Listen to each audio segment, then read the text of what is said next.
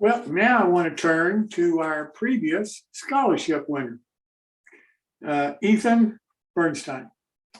Ethan is just a fantastic modeler, and we're so happy that he was the winner of our first year scholarship, and wish him all the very best in his education and in his future modeling. So Ethan is going to share with us some thoughts about what a young modeler is after, and what he thinks the needs might be in model railroading, and how maybe young modelers can be encouraged to join our group. And he's agreed to come on our show periodically, given the fact that he's still in college and we have to work around his college education a little bit. But Ethan, thank you so much for being here this evening, and we look forward to hearing from you.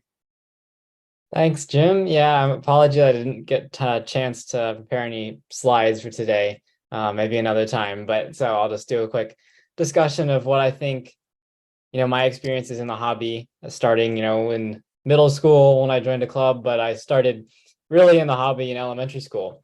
And I know the first barrier, of course, is cost, right? Trying to buy, especially in some of all the scales, but N scale, for the size, it's really expensive, and it's in some cases now the same price as HO scale. But part of the appeal of the smaller scales to younger modelers is space.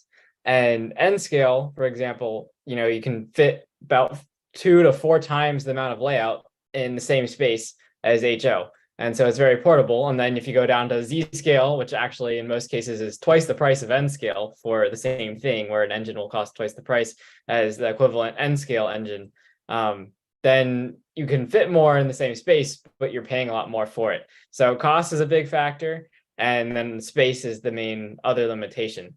And of course, the workarounds I had at the time were, I had some allowance money and I just saved up until I could afford that first train set. But then once I found my scale, what took me a while to realize is I was what's termed a lone wolf modeler, right, for a very long time. I didn't realize there's this bigger hobby. I went to my first hobby store, and that's where I got my first train set.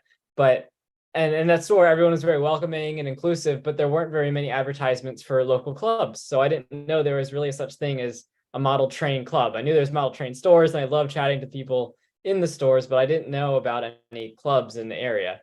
And so it wasn't until then I found out about model train shows and started going to those.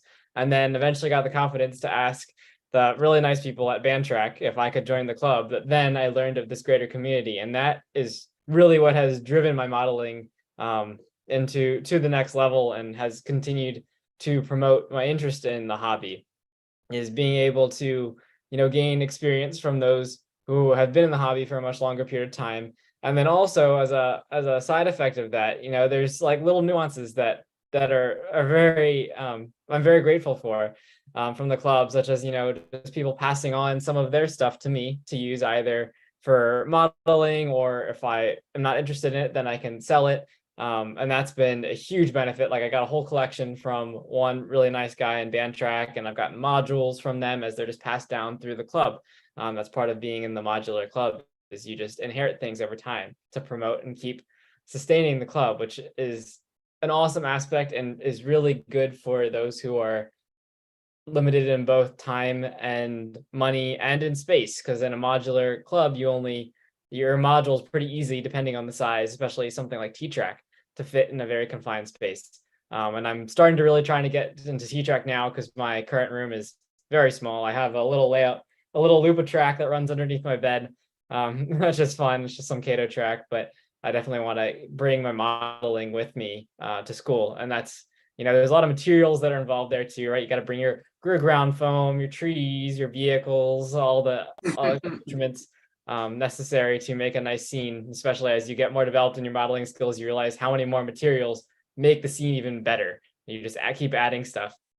But that can be a phased thing, and I'm working on that now. I'll bring a T-Track module here soon, and try and incorporate modeling into more of my daily life on a layout scale. Because right now here, what I do to fill my time when I have spare time, which is not very often right now, but when I do have that spare time and I need to find a way to relax, I always have little kits. I'm big into 3D printing, so I 3D print out a whole bunch of parts to make something. Like right now, I'm building auto rack ramps for an auto rack facility on my layout back home at my parents' house.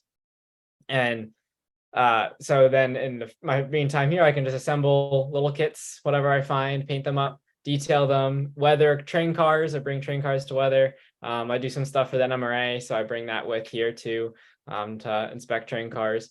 And so that's just a little bit of how I have tried to incorporate the hobby a little more into, the confines of my current living situation. Once I can get a bigger apartment, I'm probably planning on going to grad school next, then maybe I can fit a few more T-Track modules in there, bring more of my supplies here. But going back and forth between home and here is still, there's a lot of benefits and somewhat annoying nuances. Like I can't run my layout every day and can't run my layout once a month, right? It's I go home for a break like 4 times a year. So it's a little tricky to actually get into building a layout at this phase of my life. And when you between your secondary and elementary school years, you have a little bit of time to at least begin investing in the hobby and building like little table layouts and stuff, but you might not have the skills yet to build a full layout. It wasn't until later in high school that I actually started building a full layout, and it's even now only about like probably 1/100th of the way complete, because it'll never be complete. That's the whole point, the joy of the hobby. But going into modular railroading, I think, is really good for younger modelers, and is a great way to promote the hobby to those who are new to it and also younger in age. Ethan, let me ask you a question. How in the world do older modelers reach younger modelers? I'd love to have younger modelers, come on our show, be on our show, watch our show, whether they do it on YouTube later or however they do it. I'd love for younger modelers to hear from some of the really talented guys that are on the show and talk about how they're building. I just don't know how to attract them. How do we attract young people? Yeah, that's a good question. I mean, even my experience in the hobby, I only know like 2 other people my age. And that's in an N-scale club, and I would say pretty diverse N-scale club too. That's very open and accepting to younger members. And even at train shows, it's very few and far between. I don't know where that gap really is. Honestly, it took me a while to just figure out that's a thing I can go to train shows. And then once I was going to train shows, then I got involved in clubs. But the trick with clubs is, I can't go to most of the meetings like at all. Like during the summer months, it's usually when there are no train shows. And then when I'm at school, that's when all the train shows happen.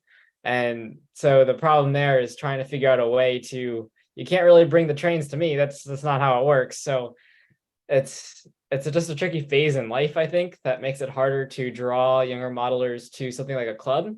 Now, the forum you're creating here, I think, has amazing potential, because like I'm part of NRail, right? They have Zooms once a month as well, and that's huge. NMRA magazines, I've been reading Model Railroaders since I started.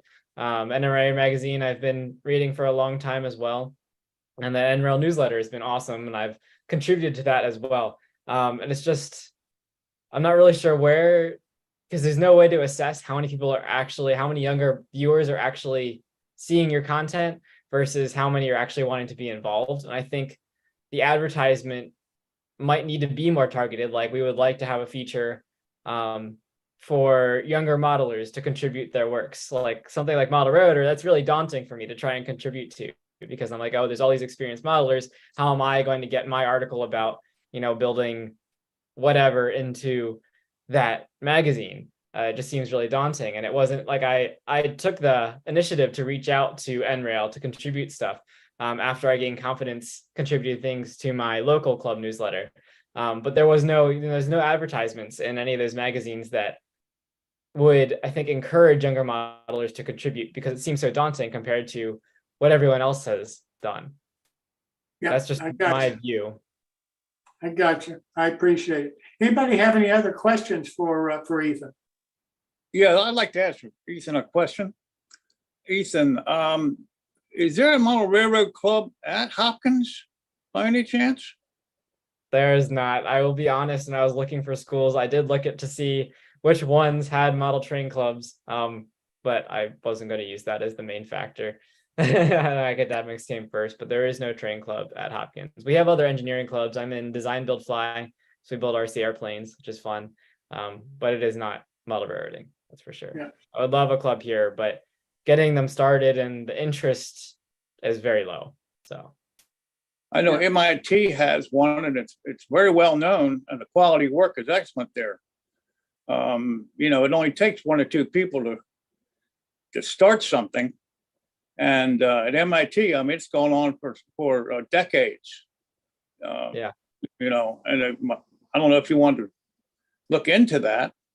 Even yeah, if you, I have looked into it. I run 2 clubs here. I know the process that goes into getting them started. Hopkins is very strict about clubs.